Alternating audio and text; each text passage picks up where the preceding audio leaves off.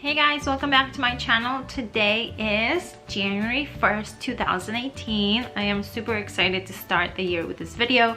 To be honest, I've been thinking a lot about zero waste lifestyle, and I know I mentioned that in a lot of my other videos, and I think a lot of it has to do with the fact that we are going to be moving from our apartment to a new location. And I just really want to start, you know, my new home in just like a more sustainable way, making sure I'm not producing that much trash and just being more conscious about what I'm purchasing.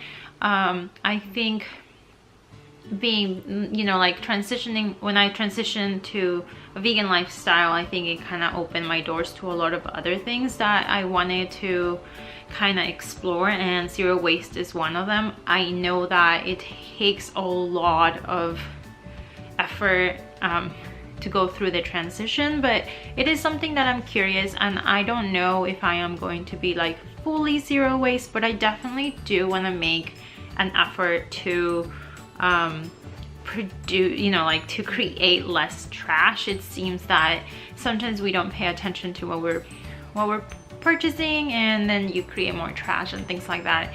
I know I made a couple of videos about, you know, things that I was already doing that help transition into zero waste lifestyle, but I came across a book at the library that just talks a little bit about more other things that you can do to transition. So I'm really excited. I started reading the book just a couple of days ago, so I'm not done, and I am really looking forward to learning more about this and seeing how I can, you know, influence my choices when I am shopping or when I am going out to eat and things like that. I think that it's just a matter of putting a little effort and just being a little bit more mindful when you're doing things. So I'm really excited. There's a lot of information actually online, and there's a lot of YouTubers and bloggers that talk about zero waste that are involved in the zero waste movement. So I feel like I have good resources, which is great.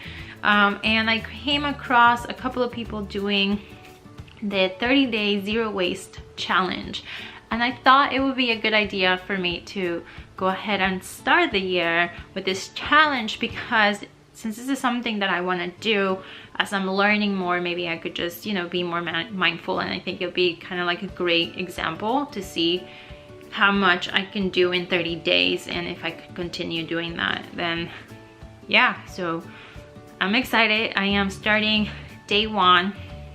I know that the website that I found that had the challenge is called zerowastenerd.com, and they have 30 things that you can do, and it has like day one, use, ooh, it's too bright, but it says day one, use reusable bags, and then day two, use a reusable bottle. Those are things that I already do. So I think the way that I kind of wanted to do this, it's gonna be a little bit different.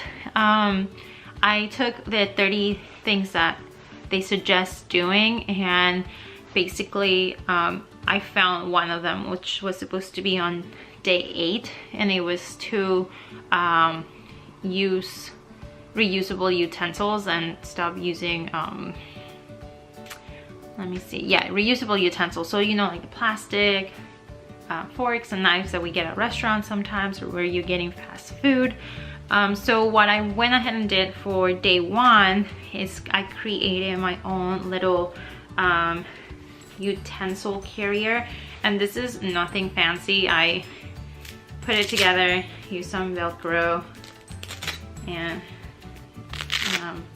it opens up and basically has like a knife, a spoon, and a fork, my stainless steel straw, and then chopsticks.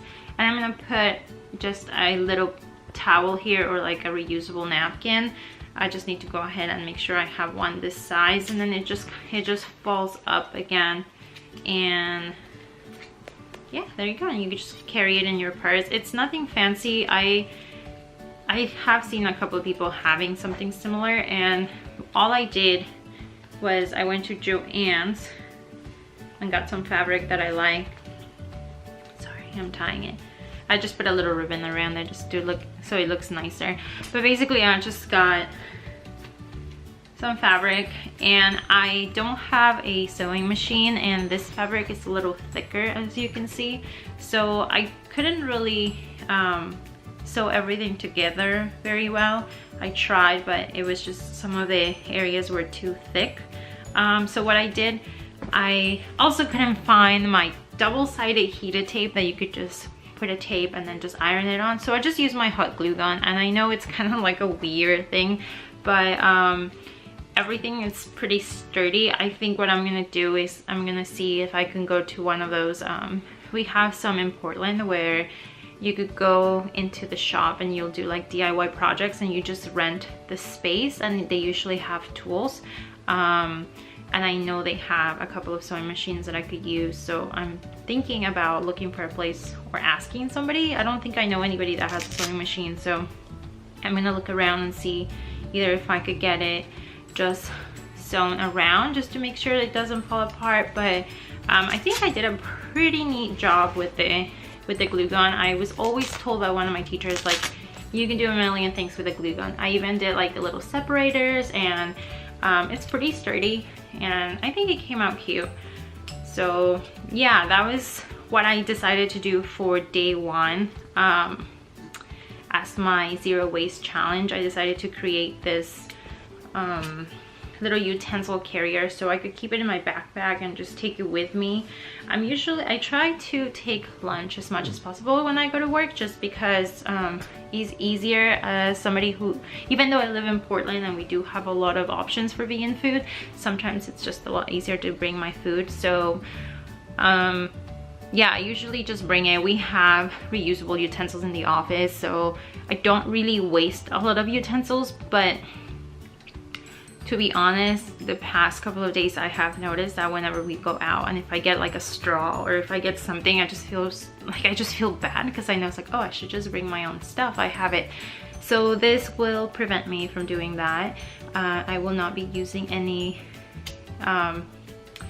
you know, plastic or non-reusable items. Today we went out to eat for lunch, as you saw on the little intro, and everything was reusable, so that was super easy, which I really liked because I didn't have to feel bad about it, and they didn't give me any straws for my water, so I didn't have to waste anything. But yeah, this is day one, so I will be using this obviously for the 30 days and probably beyond. I do have some extra fabric. I'm not sure what I'm gonna do with it. I'm thinking of probably making another one of those so I could keep one